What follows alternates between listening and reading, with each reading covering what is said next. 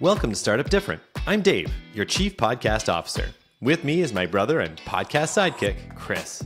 We're two successful entrepreneurs paying it forward by debunking startup myths, tackling the toughest challenges, and giving you the tools to build your business. Today, we're going to be talking about how no one wants to talk to your customer service. Let's skip the call center and jump right in. Hello, ladies and gentlemen. Welcome to the pod. I'm going to use that now and start saying that. That's how you know you're the real deal. Yeah, well, because nobody has time to say podcast anymore. Oh, we should have called this the Escape Pod. Oh, it makes me think of Star Wars. Oh, go ahead. Here we go. Another Star Wars. It makes me think, remember New Hope? He scoots out of the old Escape Pod, just fires out of the Corellian Corvette. And then like, for some reason, they don't blow it up. What are you, paying by the laser now? I like your white shirt. You're looking kind of like a stormtrooper right now. Oh, thanks. I think, well, I guess don't give me a blaster. Can't hit the broadside of a barn, right? So yeah. I think it's crisp. I think it looks nice. Yeah. I haven't worn it in a while. You know this. I don't always wear white shirts. I'm not big on white shirts. I think they look okay though. Sometimes I think I look too pasty. So you probably shouldn't be wearing it now. It's the wrong color for the season. Is it? What do you mean? So. What are you talking about? You shouldn't wear white after Labor Day, right? Whatever. It's not the saying. No one knows that. Is it a saying? Or is it a decree? Who makes these rules? I want to make a saying. I have no idea. Don't wear gray after the second full moon of October. Boom. There. That's what I'm going to do. Now what? That's my saying. That's what I know. There are 2 full moons in October. Isn't there just 1 full moon per month? What? You're saying doesn't make any sense. So, is that true? I didn't know that. I think there's 1 full moon per month, right? What? No, you're making this up. That's crap. There's going to be people in podcast land who are just going to be like, these guys don't know anything about like lunar calendars. We know something about business, but I apparently don't know anything about the lunar calendar. So. All right, so maybe we should talk about something we know something about. No. I like this. Let's go deep on the moon. That's no moon. It's a space station. Okay, let's get into this. Then we're back to Star Wars. Yeah, we're back. Yeah, we're back. See a full circle there. I'd like to have at least 2 Star Wars references per episode. Anyway. Okay, man, what are we doing here, Chris? What are we talking about today? I think we're talking about customer service and how it's terrible. Just generally. Let me ask you something. Just think back to the last time you had to reach out to customer service with something. Okay, how were you feeling with that? No, you never want to. That's the first thing. Like it's because it failed. Something failed. You couldn't do the thing that you were trying to do, and you probably were like, a coat. Yeah. Were you? Yeah. And the website just wasn't working for me. And it was actually some like error message for their like e-commerce thing. Okay. And so I was like, man, do they know this is happening? It made me think about our stuff, how we would get those automated emails whenever something didn't work. Yeah. And I was like, I wonder if they're getting these emails. So then I was like, nothing happened after a few days. I was like, is it just me? And I tried a new browser. I tried all this stuff. And I messaged them. They're like, try it now. I was like, okay. And it worked. So just out of curiosity, was the error message one of those ones that says our team has been notified that no, it was even worse. It was like you know, you're not supposed to show like error message like too many details. I was getting an invalid like origin message. Oh, and I was like, good. This is not something I'm supposed to see. So anyway, whatever. But okay, yeah. So how long? It was unpleasant because I wanted, and I was trying to give them money, and I was right at that moment. How long did you battle with it before you broke down and contacted customer service? Well, 3 days. I was just like, I'm going to wait to see if it fixes itself because clearly they'll be getting this, and it never happened. And so I was like, I have to reach out to them to fix this. But you fought through it for 3 days, and then eventually reached out. I would check once a day, twice a day. And was this like the greatest jacket ever? Or Anna really wanted me to get the jacket. Actually, I like it. That's not fair. That's not fair. Okay, I love it. So it was worth it. I got it's a nice jacket. So, and I really wanted it. So you were delighted to contact customer service after 3 days. I was not. Because I was very you wanted unhappy to do that. Okay. I was starting to get desperate. I was like, maybe I'll have to go to the store. You know. And so, what did you say to them? What did you? I want to buy this jacket. please tell me why this isn't working. I'm always very helpful too because I love support people. That's a tough job. And I was like, here's my screenshot. Here's what I got, yada, yada, yada. And they were like, we don't know. Did you call them? Oh, wait, try it now. So, like, was it phone, chat, email? Okay. I hate calling, but that's usually like with like an airline or something where you're already so mad because you've already been treated like crap. And then you're like, okay, yeah, if you want to discontinue like a membership for something, and you're like, oh yeah, you can totally cancel. You just have to call us and wait on hold for 15 minutes and then talk to you. They had a lot of friction between those 2 points, right? That's brutal. It's like canceling a gym membership. It's like, oh my God, it's gonna be tough. So. What about a free gym bag? Just so you know, you came out a bit strong. Maybe I'll just do some push-ups at home. I'll just do some push-ups at home, but Family Guy reference. There we go. That's something different. You haven't done that yet. So, and then you reached out to customer service and they just replied back and said, try it now. Yeah, more or less. I think it was like one sentence, Okay. We didn't really acknowledge that I put like a lot of effort into being like, here's what's happening and, that kind of thing. So bottom line is you just really wanted that jacket and you were willing to fight through the customer service. Yeah, I wouldn't, if I think normally if I had that kind of friction, I just wouldn't contact customer service and I just wouldn't do it. I just wouldn't order the thing. It was kind of exceptional because I wanted that coat. I needed a new code. I like this one's like 6 years old, the old one. So the reason we want to talk about this in this podcast episode is because when your customer has to reach out to customer service, it's usually because your product or something around your delivery of your product failed.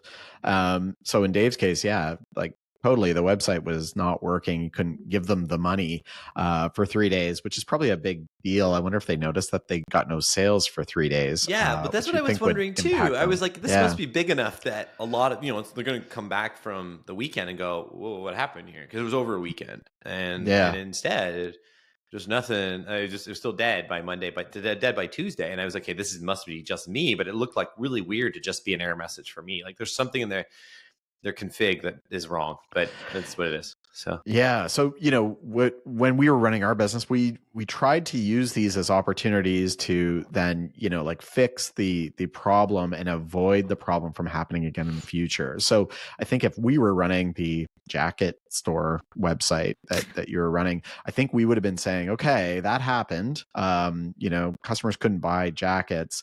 It was down for 3 days. We didn't know about it. We at very least need to be aware if something like that happens again. So then we would probably be into like developing something to monitor that or, some way to identify that, hey, things are going wrong. So really, I think the point of today's podcast is trying to really put some emphasis on, hey, when you have a whole bunch of customer service, even if you're getting, 5-star reviews when you provide customer service, like nobody wants customer service. Nobody wants to talk to customer service. It's really an indicator that, hey, you've got to fix something about your product delivery, or the way that you're running your business. Yeah. If I could, just for context here, there's a couple of things I want to say data-wise, because don't you know I research things sometimes. And the reality is that I don't think any founder or anybody listening to this would be like, oh no, I definitely want to have a big customer service department. Nobody wants that. That's obvious. It doesn't matter what product you have, doesn't matter what you do, doesn't matter what industry. Obviously that kind of sucks, and everybody kind of knows it. But the reality is you will have some. Like you will probably need some degree of customer service. What we're talking about is minimizing, because it's my belief, and there's a lot of data behind suggesting that it is impossible to entirely eliminate, the need for customer service. Yeah.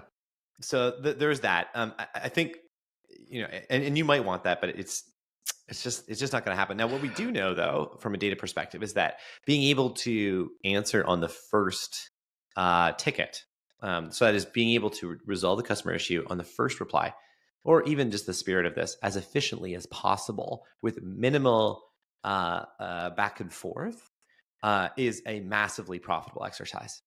You get to retain more customers are happy. And also it's just the amount of time that it costs for you on a per ticket basis is materially lower because you're solving them really quickly. They actually did a study, and I will put a source for this later. I think this was in Harvard Business Review or something. And they found that those organizations, like airlines, for instance, if they were able to actually, which is complicated, it's a complicated business, but if you're able to reply and immediately resolve the ticket, it was like literally hundreds of millions of dollars in their bottom line. Yeah. So there's this is the real deal. Like customer service is a necessary sort of evil. Yeah. Maybe that's a And little aggressive, but a bit of a necessary evil to be able to actually operate your business yeah. efficiently. And Dave, we're going to do a future podcast where we're going to talk about like product development lanes and, how you kind of like allocate your development resources. But, Yeah. when I think of like airlines, like certainly customer service, they have to provide it. But I'm hoping that, companies that are really trying to scale and scale profitably are looking at, recurring customer service issues and taking it back to their product team and saying, okay, we need to eliminate this potential problem that becomes a customer service ticket. And it's tough when you're growing a business. You've got a product backlog of things that you want to be developing. You've got a roadmap on where you want to take your product, and it's really scary sometimes to take your developers off of the roadmap and instead put them into dealing with customer service issues, because it really kills your forward momentum on your roadmap.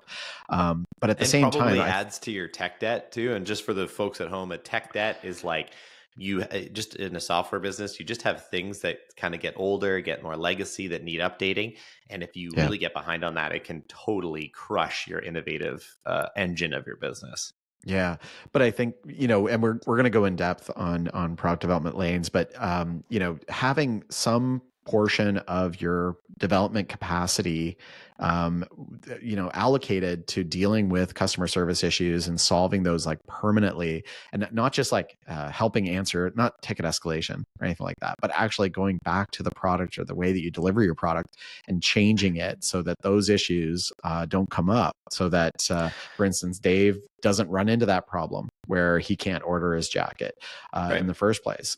Because, from a scaling perspective, if you're getting flooded with support tickets and, every time you add more customers, you're adding more support tickets, you're adding more support people or more customer service people, you're really not scaling. You're just that's scaling it right there, though. That's you nailed it, because I think there's a crossroad for a lot of businesses, and this is also one of those things that ties up into founder expectations and like weird legitimacy things, like around headcount. So you start to be like, okay, we have a problem. We have a lot of support tickets. You can either decide we're going to hire our way out of this, or we're going to correct the issue through coding. There's a short-term pain, long-term gain element to the coding piece. There's a bigger, maybe with more people, maybe it can help. I would actually suggest that at first it'll make you worse, because your support people need to actually be trained by others. Like your new ones need to be trained by the old ones. The reality is that you as a business owner need to make that decision that, okay, are we going to try to like solve this problem by coding something or correcting our systems, or just add more people? And it's very tempting to be like, well, surely now we need to add more people. And then you know what? You can do other things that make you feel good, even though they shouldn't. You're going to turn around and say to people, hey, we added 5 more people. Our company is growing by, this is my stereotypical VP, our company is growing by 25% this year. Like these things, but these are bad things. Like headcount is difficult to, like, it's difficult to add people. It's difficult to train people. It's difficult to let go of people. It's bad. What you want is systems and processes that make, in this case, customer service much, much better, so that, you can have 2 people instead of 5, which is a huge difference in terms of being able to manage that, or, 5 people instead of 10. Very, I mean, I don't want to go on too long on this, but my point here is that you will have that choice to make. You may even decide at first that you're going to be coding solutions to these problems, and then later on you might be like, well, we just can't scale that. I would argue that you can probably figure it out. You made the problem, right? You made the problem. You built the code, you built the thing, and maybe an externality affected it. However, it should be on you to make that experience as good as possible. And that does not involve directing more customers to customer service. Yeah, I think, when you see a problem like that you're having your customer service people, you're probably saying to yourself, oh, it's too complicated. It's too big of a problem for us to like write code, or we don't want to change our product, or we don't want to do it. Yeah. And, I refer you back to, the engineering approach to big problems is you always break them up into smaller little pieces that you can tackle.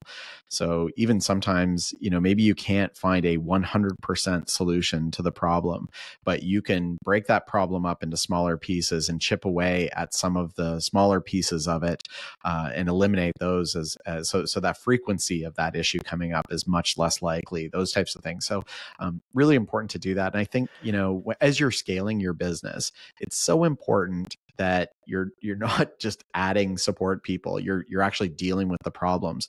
And from a profitability perspective, if you solve a problem today that is going to happen 100 times every month and be growing at a rate as the same rate as your business, 20% per year or something like that, so it's 120 of those problems, it really quickly kills your profitability of your business, because you're just spending everything, all your growth, on support people rather than dealing with the actual problem, rather than salespeople, or rather than like it'll affect it certainly affects your profitability, like easily affects your profitability right away. And again, it's that intersection of like, how are you going to handle this? I think the other part of this too is that as a founder, you don't want to really believe that customer service exists, that you need to do this or that it's required. You kind of want to ignore it. And I would encourage you to think differently. As opposed to thinking of customer service as a burden, I think you should think of customer service as a product line. Think of it as something that warrants material investment from your organization, to ultimately your stretch goal that you'll probably never achieve is to eliminate it entirely. However, moving down that path and realizing how significantly important it is to your business, and its success and its profitability, which is kind of what we're all about here. We want to be profitable. That's a good startup different principle, I think. You need to give it that emotional and in some cases financial investment, but not in terms of people, in terms of systematizing, solution building, and improving end user experience. Yeah. One of the things that I like doing as the CTO is I would creep into our help desk software. They hated and look it. at They hated it. I remember that. They'd be like, we can see Chris, he's popping around ticket to ticket, boom, boom, boom, boom, boom, boom. The help desk software would show a little avatar on if I was looking at a support ticket, and our support people just hated it. But the boss is in there. Yeah. But like at the same time, I think as a CEO or a CTO or an executive at a company, it is so valuable to go down there and see what's actually happening with your customers and how they're interacting with your customer support people. It is eye-opening. And the customer support people, their metrics are really to close tickets, answer quickly, that sort of stuff. They're not quite in the mindset of like, how do we eliminate this issue from coming up again? Whereas that can be something that a CEO, a CTO can be saying, hey, there is definitely a pattern developing here on these issues. And you can then go and rally the people that are going to be able to solve that issue. And it was kind of like one of those things that I know myself, we used to rotate how we did product escalation, support requests and things like that. When I was quiet on doing that stuff, I was going into the help desk and trying to find those issues and address them, put them onto our roadmap, put them onto our product backlog so that we could start working those down in the future. And it was just something you have to be consistent with. When I think about, you're kind of touching on something interesting too, which is, so when you have a lot of customer support people, there's kind of like these nasty habits that can form over time. Because if you have a lot of them, it kind of there's nothing wrong with that, by the way. It's fine. We obviously you would like to reduce that. We kind of, as we've already expressed, but let's just say your business requires, for the moment, until you systematize it better, maybe you've got a few extra hands, that's fine. But the one thing that you really want to be aware of with that team is, thinking about the tactics through which they do solve some of those problems. Because again, you're going to have some degree of customer service. So one thing that, and you were kind of getting towards this, Chris, is these sort of like arbitrary metrics. You know what I mean? There's going to be these things like, okay, minimize the number of tickets at all costs, because the second and third tickets, could be, I guess they are less profitable. That's true. But, there might be circumstances where you got to do it. Like, I think the key here is the customer experience, and then there's some other kind of like weird elements around this too. Like, so sometimes if they have a lot of tickets, you're going to see the initial reply being more of like a delay tactic. oh, hey, Yeah. I have this problem, says the customer. And then you're like, well, okay, here's our website. It's like a Yeah. combination of, don't make the customer do work. You know what I mean? Yeah. Like Or that's like not what you're. the canned reply that's completely Yeah, missing the the point. fluff, like But like, a huge reply that does nothing for them, just gives them a yeah. bunch of links. Like, this is a challenge too, because your people are going to be busy as their employees, and they're working hard and they're doing the best they can. Understanding though that leads to behaviors that are less than optimal. Like, you have to be a bit of a fanatic. Again, going back to this as a product line, you have to be a bit of a fanatic in terms of the quality with which you respond to those support tickets. Unfortunately, you need to have, reasonably speedy replies, but also you can't lose the oomph, the actual helpfulness of those Yeah. replies. And I think that really we've all comes down had to that like, too, right? You've had like those support tickets. like the customer satisfaction scores. So after a ticket is closed, typically a customer gets like an email saying, how did we do? Was your problem solved? Or sometimes like, rate us out of, 5 stars, stuff like that. And really that should be kind of what's driving your metrics, not like, if your team is highly motivated just to reduce the number of tickets, then it's kind of like, they're going to want to close those tickets as fast as possible, not really, delight that customer. Yeah. And so I think there's something to be said, like you should let the floodgates open from a customer support perspective, but the way you deal with it, the way you reduce the number of tickets is then go back to your product and figure out, hey, wow, how is our product flawed here that we're generating all these tickets? And then the customer support people should really be focused on the customer satisfaction on the closed tickets more than anything, not I think the number of tickets or anything like that. Yeah, if I was to like button that up in like one sentence or two, maybe it'd be like, don't rush to close tickets for the sake of closing them. Rush to help your customers like the people they are. You know what I mean? Like, be real. That's going to make the difference. Especially if you consider it too, taking this seriously is going to be a material competitive advantage. It's a thing that small companies just do better because you have fewer customers, so you can invest more in them. And as your company grows, it gets a lot harder to offer that kind of an experience. And notwithstanding AI and some changes there, and maybe there's a roadmap in the future where that looks a bit different. Although, by the way, you have to curate all those AI responses too. Otherwise, it's just going to be really weird. It's the same problem. It's just faster. But I really think though that understanding that rushing to help people like as a small company, that's going to get you noticed in the market. That's actually going to be Dave, something that friends tell friends about.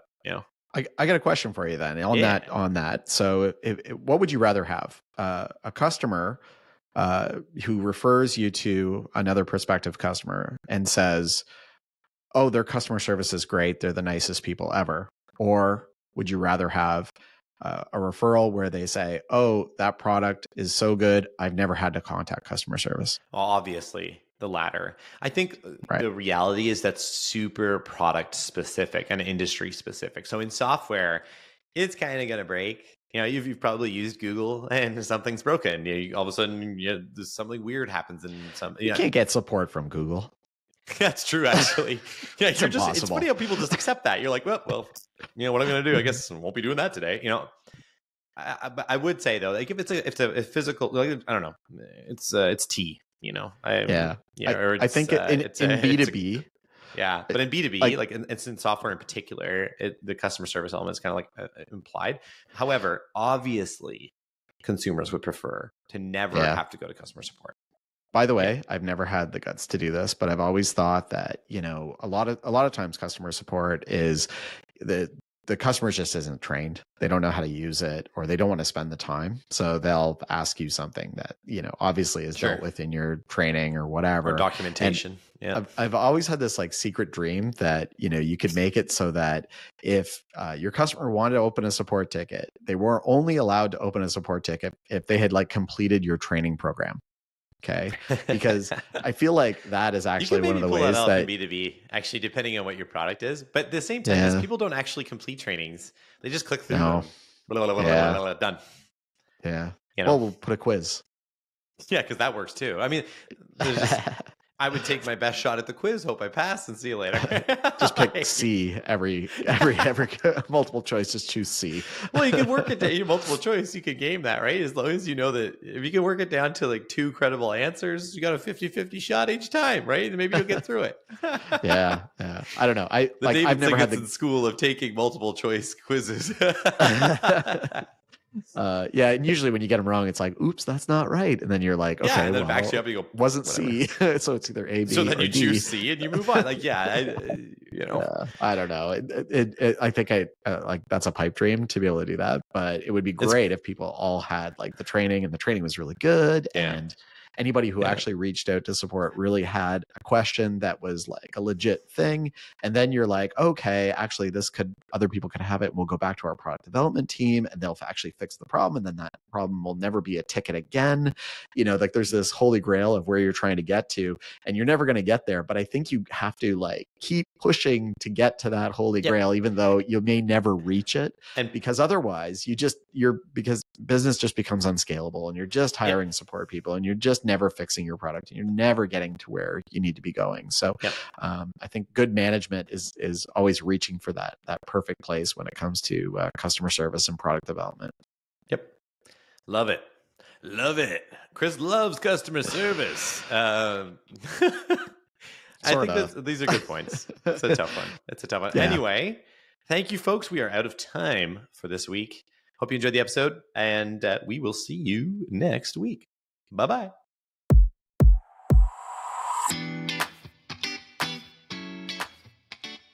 Thanks for joining us. If you like what you heard, subscribe to and rate Startup Different in your favorite podcast app. If you want to see our radio faces, check us out on YouTube at Startup Different and look us up on social. We're probably there if you are. And lastly, do you want to feature your startup on the show? Reach out via our website, startupdifferent.com. See you next time.